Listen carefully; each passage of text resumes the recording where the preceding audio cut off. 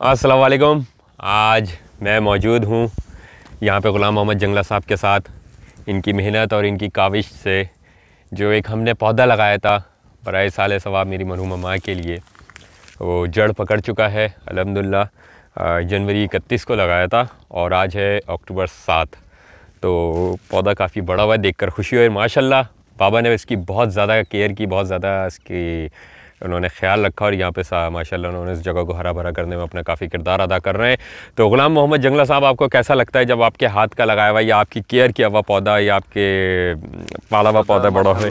बेहतरीन पौधा है सर, अच्छा खासा पौधा है। हम लोग मेहनत भी कर रहे हैं इंशाल्लाह। बिल्कुल बिल्कुल। आइंदा चंद दिन में इंशाल्लाह इसको पानी मिलता रहेगा, इंशाल्लाह अच्छा हो जाएगा, अच्छा हो जाएगा। सही सही सही, सवाब मिलता रहेगा। बेशक बेशक ये सवाब मिलेगा, इसका अजर देगा अल्लाह पाक इसको।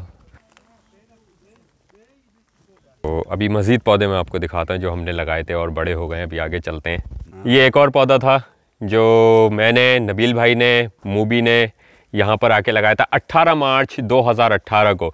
और आज ये एक छोटा सा पौधा लेकर आए थे और आज ये इतना बड़ा पौधा बनने जा रहा है। ये सिर्फ ग़ुलाम मोहम्मद जंगला साहब की मेहनत है, इनकी काविशों की वजह से ये पौधा इतना बड़ा हुआ है। देखें आप कि ये हमारे कद से भी अब ये उभर रहा है और हमें खुशी है कि क्या कहते हैं, ग़ुलाम मोहम्मद साहब ने इसका बड़ा ख्याल रखा, इसकी बड़ी केयर की।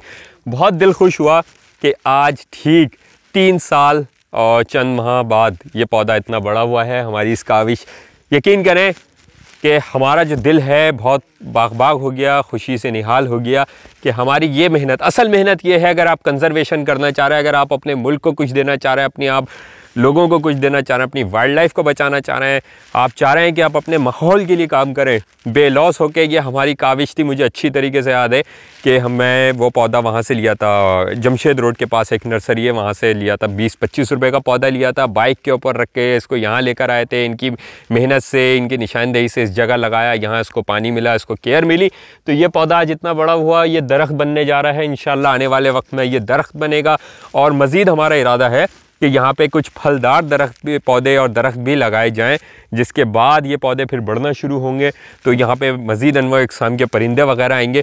बुनियादी तौर पे हमारे मूवी भाई का एक मौक़िफ़ है, जो मौक़िफ़ वो बयान करेंगे। मूवी भाई, आप कहते हैं कि इस सरज़मीन पे, इस जगह के ऊपर जो हम शजरकारी करते हैं, उसका साइड इफ़ेक्ट है या उसका नेगेटिव इफ़ेक्ट होता है बजाय इसके कि पॉजिटिव हो। तो आप क्या कहते हैं? और वो देखें सामने वो कूंजों का गौल जा रहा है, वो जा रहा कूंजों का गौल खामोशी के साथ। अगर मेरा कैमरा तो आपको खैर नहीं दिखा सकता है, बहुत छोटे छोटे आसमान में नुक्ते दिखाई दे रहे हैं, जिसकी तलाश में, जिसके पीछे हम आए थे, बिला आखिर हमें वो चीज़ मिल गई है। और फिर हम कंटिन्यू करते। जी मूवी भाई, आप कह रहे थे? वो एक्चुअली ये सीन है कि जैसे सिंध है, सिंध जो है सबर्बन एरिया है, सहरा एरिया, तो यहाँ के अपना इसकी फ़ोना और फ्लोरा है। तो अगर आप इसके अंदर दूसरी ला के लगाएंगे तो ऑब्वियसली वो वहाँ को डिस्टर्ब करेगा। लेट सपोज मैं बात करता हूँ क्रेस्टेड लार्क्स की, वो आपके सबर्बन एरिया में पाए जाते हैं। लेकिन अगर आप इसको ग्रीन कर दोगे तो ऑब्वियसली वो यहाँ से चला जाएगा। फिर वो कहाँ जाएगा? पंजाब ऑलरेडी ग्रीन है। तो मैं चाहता हूँ कि मुझे ये होता है कि जो यहाँ का नेटिव प्लांट है उसको वहीं पे प्लांट किया जाए। और आपको ग्रीनरी करनी है, आपका पंजाब कट रहा है, आपका केबीके काफ़ी कट गया, आपका अपर बलूचिस्तान है, उस चीज़ को आप हरा करो। इस जगह को यहाँ के नेटिव ट्रीज से ही हरा करना चाहिए और जो डिस्ट्रक्शन हमने कर दी है उसको उतना ही करना चाहिए। एक्स्ट्रा ऑर्डिनरी दूसरे आप ऑब्वियसली आप लगाएंगे तो वही हाल होगा जो कराची में जंगली कबूतर और कव्वों ने हाल कर दिया, मैना ने हाल कर दिया कि आपको ना तोता दिखता है, ना बुलबुलें दिखती हैं, ना सनबर्ड्स दिखती हैं। उसका रीज़न यही है कि आपने जब वहाँ पे एक्स्ट्रा ऑर्डिनरी प्लांटेशन कर दी है तो ऑब्वियसली आप जो इसका इको साइकिल होती है, इको सिस्टम जो होता है उस एरिया का, वो डिस्टर्ब होता है।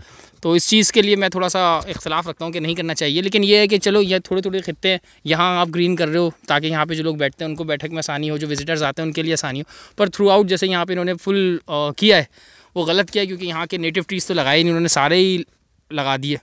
तो ऑब्वियसली अब जैसे इन्होंने यहाँ पे गुलमोहर लगाया, अब गुलमोहर इस एरिया में नहीं लगना चाहिए था ऑब्वियसली, लेकिन खैर उन्होंने लगा दिया है तो कुछ कह नहीं सकते। लेकिन मज़ीद ये ना लगाया जाए। मैं ये नहीं बोला उखाड़ के फेंक दो, नहीं, जो लग गया वो लग गया, लेकिन मज़ीद नहीं लगाने चाहिए। जिसको लगाना है वो ग्रीन बेल्ट या ग्रीन एरिया जो जहाँ का दरख्त है वहाँ पे ही शजरकारी की जाए, एज़ कम्पेयर टू आप सहरा को आके हरा कर रहे हैं या उसको आबाद कर रहे हैं, नहीं, वो नहीं करना चाहिए। उनके अपने नेटिव प्लांट्स हैं, उसको वहीं पर रखना चाहिए ताकि वहाँ की जो इको सिस्टम है, जो वाइल्ड लाइफ है, वो سسٹینڈ ہے، وہ اس پہ امپیکٹ نہ پڑے، کیونکہ جو یہاں کا صحرا کا جانور ہے اس کو ہریالی نہیں پسند، جو ہریالی والا جانور ہے اس کو صحرا نہیں پسند، تو اوبیسلی ان دونوں چیزوں کو الگ الگ رکھنا چاہیے. ٹھیک ہے. تو ناظرین آپ نے ان کی بات سنی، ان کا تجربہ بہت وسیع ہے اور یہ زولوجسٹ ہیں اور ان کا بہت سامنا رہا ہے یا ان کا بہت واسطہ رہا ہے جنگلی جانوروں سے. تو کیا آپ میرا ساتھ دیں گے مزید شجر کاری کرنے میں اس علاقے میں، یا جو علاقے انہوں نے بتائے ہیں پنجاب میں، KPK میں، بلوچستان میں؟ تو مجھے آپ کے کمنٹس کا اور آپ کی سپورٹ کا انتظار رہے گا. شکریہ.